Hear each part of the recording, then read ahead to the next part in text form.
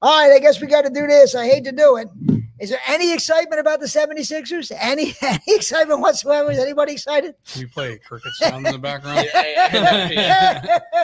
I mean, is there, maybe Paul George will get lost in traffic the first night going to this. That's the only thing you can hope. This team is any different than Oh, no. last year. Of course not. I am excited about Edgecombe a little bit, the draft pick. Yeah, but the only thing about him is he's only 19. Yeah, so don't expect put all too this much. pressure on Yeah, him. I wouldn't expect too much out of him right away. I don't 19-year-old. expect the offense from him. I just expect the defensive presence. I don't expect his offensive game to be right where it's going to be 3 years from now. Oh, yeah. But you know what? We don't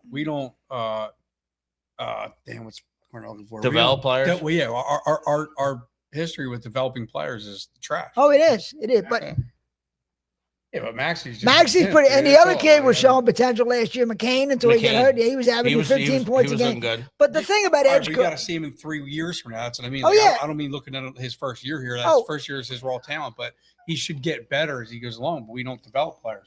Players leave our team to go somewhere else and become better.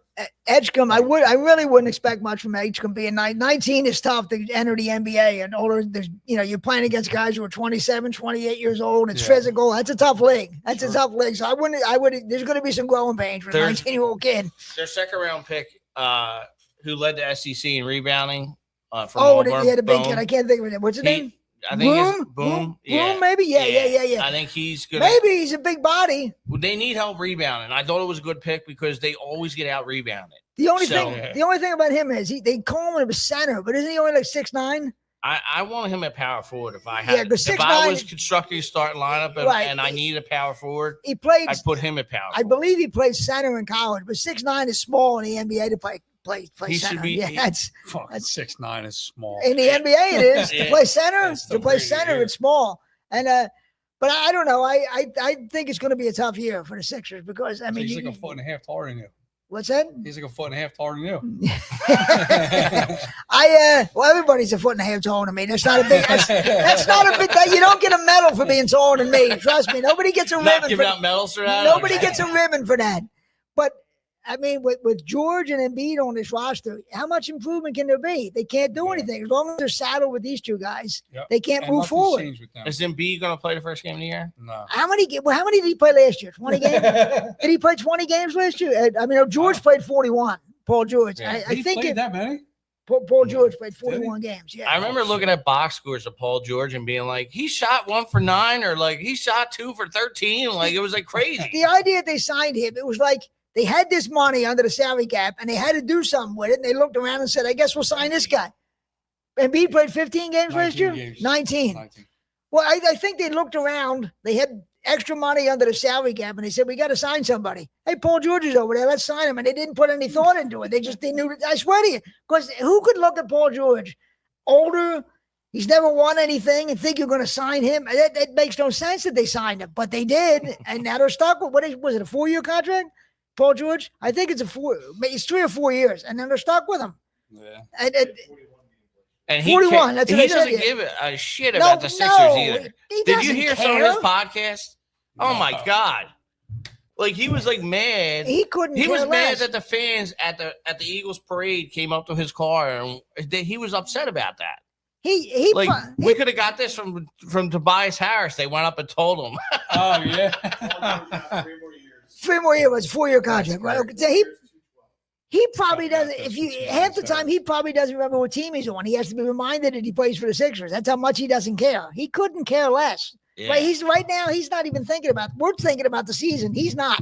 He's on a beach somewhere. He could care less. He could care less. Did you read that article that ESPN wrote about Embiid this week? I heard excerpts of it on the radio. I didn't read it. My God. And Embiid is pissed off. They're both negligent. Oh, of course. The organization is negligent, and Joel Embiid is negligent. Because Joel Embiid said, I'm hurt. And the Sixers were like, they didn't get out there, you're fine. Yeah, they didn't believe him.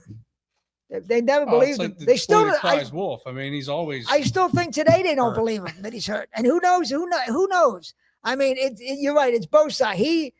I don't think he likes basketball that much. Like he doesn't. Maybe he's not as bad as Ben Simmons, but I don't think he loves basketball. Embiid.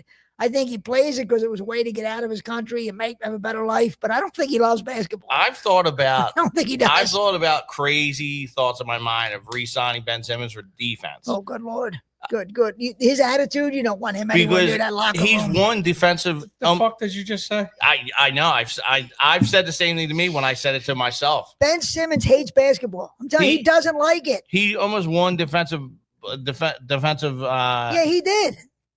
MVP was it the league defensive player of the year? He had some talent, but they're a guy you can tell he would, if he loved basketball, he would be so much better. He obviously does. He doesn't. There's guys like that in every sport. They're playing because they had talent and they can make money. Yeah, they play for the lifestyle, the money, but they don't the cars, love the women. They don't love the sport. Yeah, I know guys like what's that?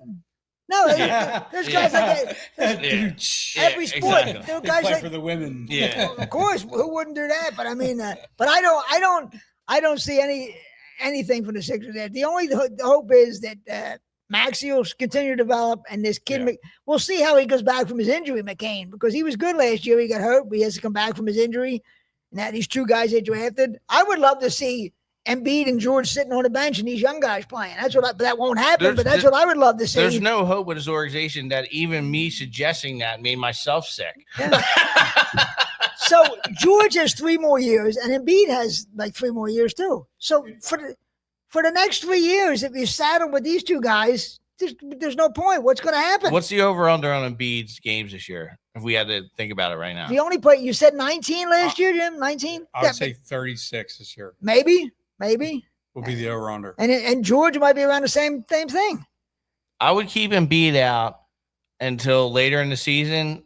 And if you're in playoff contention, I would bring him back and try to get the 36 games out of him. The only thing about that is he'll get hurt again. It doesn't matter how many games they limit him to, minutes, he still gets hurt. That's never worked. They talk about this, load management, limiting his minutes. I hate that word, by the way. He still gets hurt. Me too. He still gets hurt. It doesn't work. He's only played 19 days in the last, however long it's been. Why aren't they just addressing whatever he's hurt and fixing it? But they supposedly he did. Didn't he get a procedure? I think he got something. Yeah, and George supposedly got some kind of arthroscopic surgery too. But he's going to get hurt again. They probably both will.